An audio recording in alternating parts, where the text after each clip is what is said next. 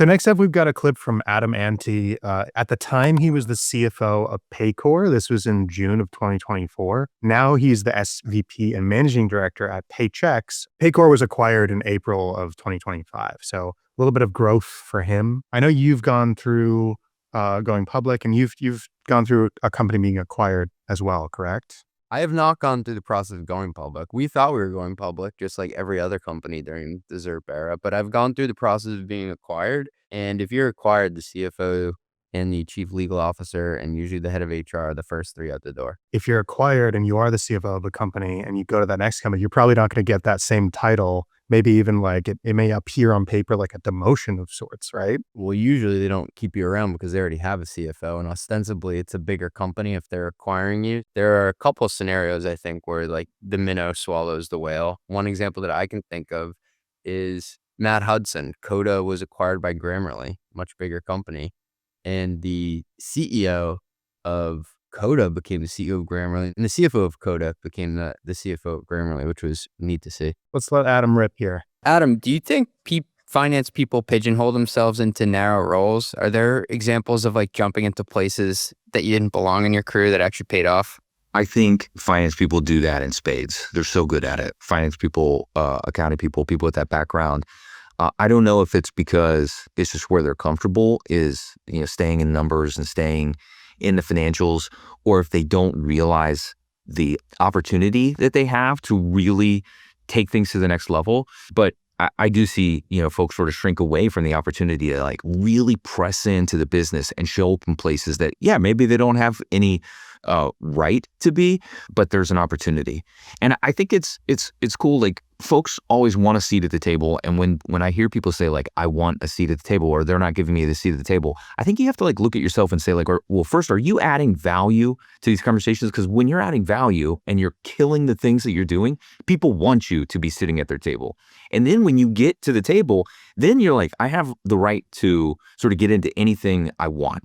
And you got to be respectful, of course. You don't want to just like, you're a finance person, by the way. You haven't sold software yet.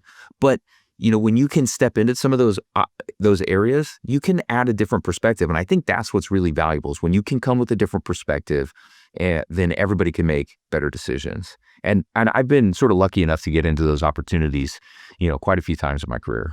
I feel like there's something that's like uncomfortably honest about this take, that is they're not giving me a seat at the table almost always this self-diagnosis? Does it come from like reflection inwards? Something super empowering that Shruti Lanka, CFO of Public, told me is that the CFO has the right to sit in on any meeting within the company, right? It's all within your purview. Do not feel restricted. You do not have the right to speak up and give advice on stuff you don't know, but you do have a right to be at the table and be at least a listener to the conversation for your awareness. Made me feel pretty good around not pigeonholing myself. And what Adam gets at here is you earn your way into conversations outside of the typical finance realm by proving value, right? And it also links to what Dan Kang said around being a good business partner, thinking more broadly about the departmental specific problems that someone's trying to solve and using whatever in your arsenal to help them achieve that. You've started a company. It's your first 90 days at the company. What does adding that value actually look like in,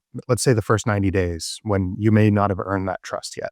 It's coming in with a fresh set of ears and eyes to an org that has been doing stuff in a certain way because inertia is hard to move. Hey, how are we paying sales reps here? Walk me through it. And then you're looking around like, well, why do we do it that way? Oh, because so-and-so used to work here and we did that. And so much of it is just listening, then reflecting back what you heard. It's funny, even sometimes if you say something to a sales leader or CMO, you're just stating what your observations are, because those are usually your closest thought partners, right? As a CFO, outside of the CEO, they're like, oh, and just hearing that can make them think about it differently. You're not even giving suggestions, right? You're just reflecting back what you're hearing. And so I think there's a lot of value, not just for CFOs, but anybody coming into an org in terms of absorbing what's going on and then trying to figure out why things are done a certain way. Then I think you can start to make suggestions on how you might change things. Is there a version of this where like the CFO is genuinely being excluded and it's just not their fault? It's cultural at that point. I think it's because it's not a data-driven organization, or they think that the CFO is reactive and just in this back room, they're going to write down what the results were after the fact, right? So next up, we have a clip from David Lapter. He's the CFO of Dashlane. I believe he's like a 5-time CFO. He's going to be in the Baseball Hall of Fame for CFO someday. And I've taught my kids that lesson. Like, that's something that stays with me. Just listen. You don't have to speak every time a question is asked. You don't need to participate in every discussion. Listen, observe, think, speak when it's really going to be impactful, right? Now, on the flip side, I said speak up. And speak up is about the mistakes I made at fab.com, for example. But I think we all make those mistakes, which is, especially like, let's say, as a high-functioning executive team, if there's something that's being said or contemplated, especially before a decision is made, speak up if you disagree. Ideally, have data-driven, data-informed reasons for it. Don't sit back and say, well, I'm going to be the minority speaking against it, or I'm going to be the only naysayer. No. Say your piece. You don't want to get to a point where you've made mistakes and then go over and over it in your head, asking yourself, what if I had spoken louder? For the context of listeners, fab.com was one of the highest funded, kind of a marketplace for buying goods around the .com boom. Like many other companies, did not have the best ending. They were burning an insane amount of money to keep the company going in comparison to the revenue it was bringing in. I believe he's reflecting on are the decisions they made around hiring people and the product roadmap. I've always spoken up about the hiring stuff, but if you're working with a technical leader, it can be daunting to question some of their decisions around the roadmap because you're not technical. David's approach is he's bringing data to the conversation when it is something that may be outside the purview of a CFO, just to arm people with the correct information to make those decisions, even if you're not the person to make them. So speaking up, Ben, I don't think always means speaking up to say I don't agree with something. Sometimes speaking up can be to provide context and numbers that would better serve the leaders around you. We'll get back to the Microsoft example in a second, but kind of going back to that, like, how do you build that kind of culture where the CFO is saying something like, I think we're wrong about this, I think this was a mistake, is welcomed rather than punished? Having forums to share data and information, because nobody likes to have just thrown on their desk, this is wrong, this is bad, you made a bad choice. It should never come to that point. It should be a series of conversations around data and the context in your market scenario, especially as it relates to your competitors, and then the macro of where you can receive funding. That way, it's not just dropping this, hey, you did a bad job on somebody's desk. You have to have a culture where these discussions have a forum. Maybe that's a Monday exec meeting call. Maybe it's a series of 5 key data points that everybody agrees are the most important to operate the business, and they're sent out every Tuesday at a certain time, and they're very accessible to people. Here's a growth tax that nobody talks about. Every new pricing model you ship creates a nightmare for your finance team. Usage-based pricing, now you're tracking usage against commitments. Product bundles, now you're untangling what to recognize and when for every line item.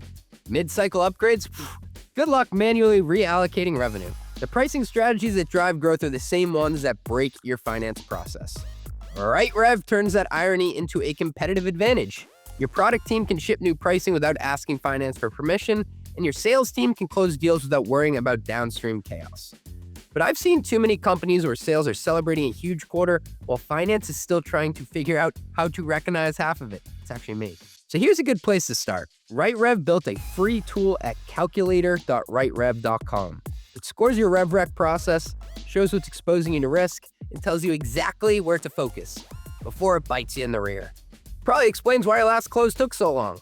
Check it out at calculator.rightrev.com. All right, without the Boston accent, calculator.rightrev.com.